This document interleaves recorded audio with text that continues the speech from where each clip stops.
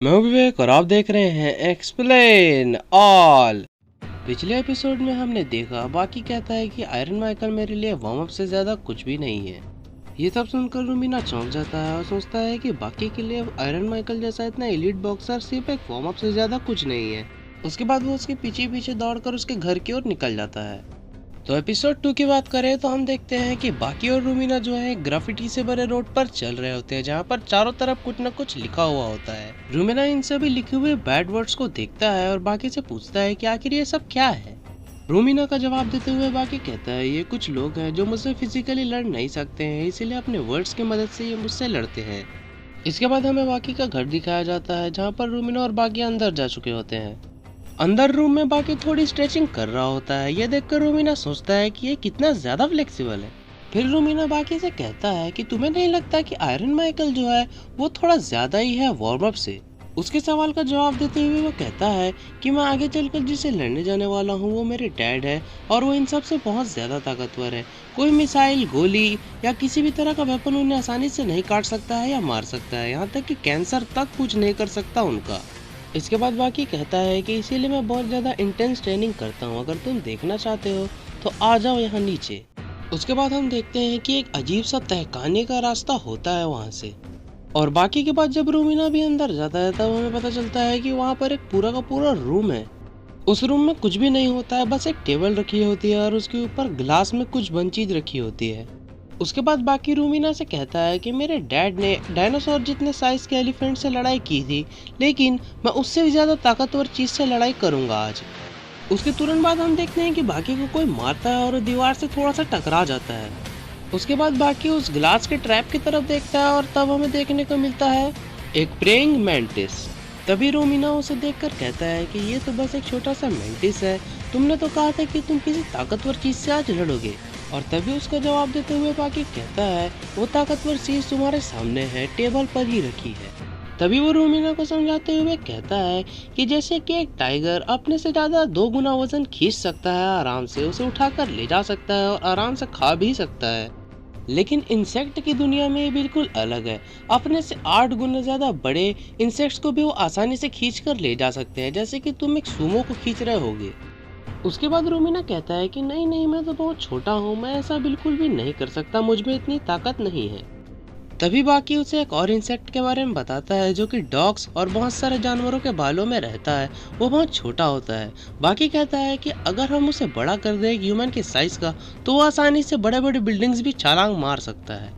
जैसे कि तुम एक बग को पकड़ते हो तो उसकी ताकत को तुम अपने उंगलियों में आसानी से फील कर भी सकते हो।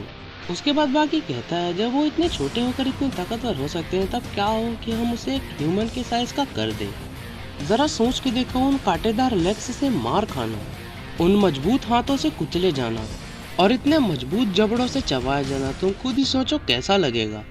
उसके बाद वो प्रेइंग मैंटिस की तरफ देखता है और रूमिना को बताता है कि ये बहुत ही ज्यादा प्रो फाइटर होते हैं, यहाँ तक कि कुंफू में भी इनके फॉर्म्स होते हैं।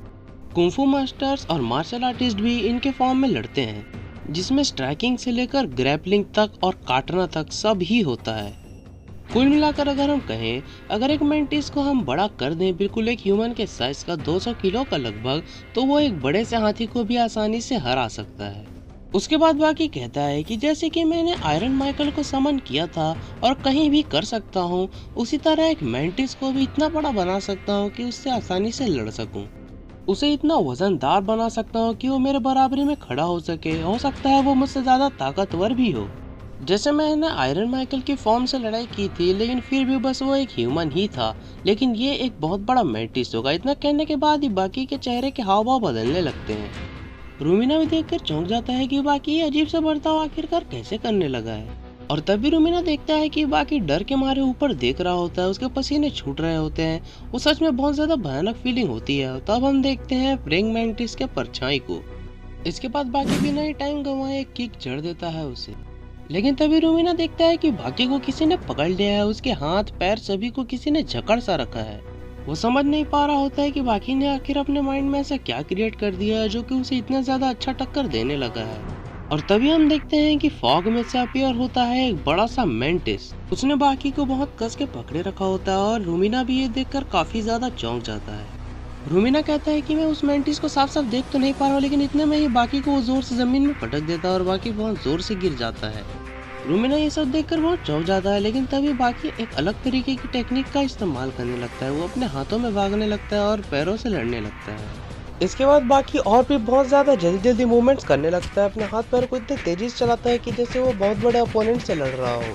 लेकिन तभी रूमिना उसके मूवमेंट्स के हिसाब से थोड़ा देखने की कोशिश करता है और तभी उसे दिख जाता है एक लंबा चौड़ा प्रेइंग मैंटिस। रूमिना आखिरकार ये देखने लग जाता है कि किस तरह से बाकी इतने बड़े प्रेइंग मैंटिस से लड़ रहा है, जो कि लगभग 200 किलो का होगा। रूमिना ये सब देखकर कहता है कि मुझे समझ नहीं आ रहा है, मैं भागूं या रोऊं। फिर वो अपने मन में सोचने लगता है कि अगर एक बड़े से एलिफेंट को हम छोटा कर दें तो वो बिल्कुल भी ताकतवर नहीं रहेगा। यहाँ तक कि एक कैटरपिलर भी उसे आसानी से हरा सकता है, वो भी उससे ज्यादा ताकतवर होगा। इससे रूमिना को ये समझ में आता है कि साइज मैटर नहीं करता, ताकत कितनी है ये मैटर करता है। और तभी हम बाकी को देखते हैं कि वो कितना ज्यादा स्ट्रगल कर रहा होता है, बहुत ज्यादा मार खा रहा होता है। और तभी बाकी सोचता है कि मैंने मैंटिस के सिर में किक मारी थी, लेकिन मैं ये कैसे भूल गया कि उनका दिमाग ह्यूमन की तरह नहीं होता जो कि शेक करता हो। उसके बाद बाकी को रियलाइज होता है कि इसके लिए कुछ नए मूव्स ट्राई करने होंगे। उसके बाद वो चोक करने लगता है मैंटिस को, लेकिन मैंटिस उसे देख लेता है और उठाकर पटक देता है। बाकी और भी कई सारे मूव्स ट्राई करता है, लेकिन सब के सब बिल्कुल नाकाम हो जाते हैं। रूमिना बाकी से चीख कर कहता है कि अब बस करो बाकी, तुम उसे छोटा भी बना सकते हो। तुमने अपने मन में ही उसे इतना बड़ा बनाया है, और कमान उसे छोटा कर दो।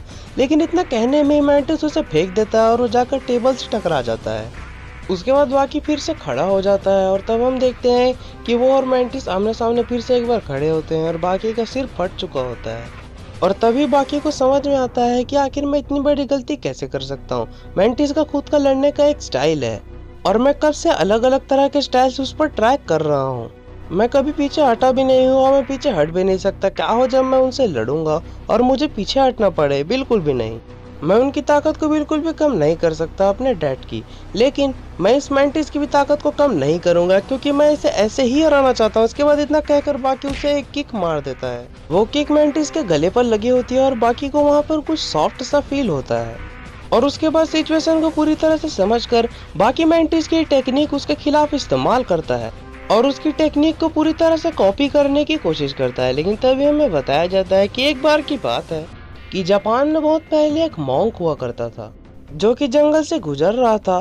तभी उसे अचानक से झाड़ियों के बीच एक आवाज सुनाई देती है और उन झाड़ियों को वो हटाकर देखता है तो वहाँ पर एक बर्ड और प्रेइंग मैंटिस की फाइट हो रही होती है। उसे देखकर शुरू से यही लग रहा होता है कि जरूर बर्ड ही जीतेगा, लेकिन तभी मैंटिस कई सारी अच्छी चाल चलता है और बर्ड को बिल्कुल हरा देता है। ये सच में बहुत शॉकिंग होता है उस मॉन्क के लिए कि कैसे एक कीड़े ने इतने बड़े बर्ड को हरा दिया। खैर इसके बाद उसे वो उठा लेता है और अपने साथ ले जाता है और उनके फाइटिंग स्टाइल को समझने की कोशिश करता है। वो अपनी जिंदगी लगा देता है प्रेइंग मैंटिस के सारे फाइटिंग स्टाइल को सीखने में। वो इसमें बहुत अच्छे से रम जाता है और आखिरकार वो कामयाब हो जाता है मैंटिस के पूरे फाइटिंग स्टाइल को मास्टर करने में। और ऐसे ही जन्म होता है मैंटिस हुक टेक्निक का। और तभी सीन एक बार शिफ्ट होता है और हम देखते हैं कि बाकी बिल्कुल मैंटिस के स्टाइल में ही खड़ा होता है। और तभी हमें एक डीप एक्सप्लेनेशन दिया जाता है कि कैसे अलग अलग तरह के लोग अलग अलग तरह के लोगों से नहीं लड़ सकते हैं। जिसने जो चीज सीखी होती है, जो जिसका मास्टर होता है, वो उसी से ही लड़ सकता है जो कि ऑलरेडी उसका मास्टर हो। जैसे कि एक बेसबॉल प्लेयर बास्केटबॉल को कभी भी हवा में नहीं उड़ा सकता, जैसे कि एक बॉक्सर एक कराटे फाइटर से नहीं लड़ सकता। जो हो सकता है वो यही हो सकता है कि एक कराटे फाइटर जो है वो कराटे फाइटर से ही लड़ सकता है, एक बॉक्सर जो है वो एक बॉक्सर से ही लड़ सकता है। ये दोनों एक दूसरे से नहीं लड़ सकते क्योंकि इनकी टेक्निक्स अलग अलग है। और इस बात को समझते हुए बाकी बिल्कुल प्रेइंग मैंटिस के स्टाइल से ही लड़ने लगता है उससे और उसके गर्दन पर वो एक बार फिर से वार करता है। उसके बाद वो किक भी उससे मारता है बहुत जोर की, जिसके बाद फाइनली मैंटिस थोड़ा सा थकने लगता है। और तभी रूमिना भी खुश होकर बाकी से कहता है कि बाकी अब तुम जीतने वाले हो।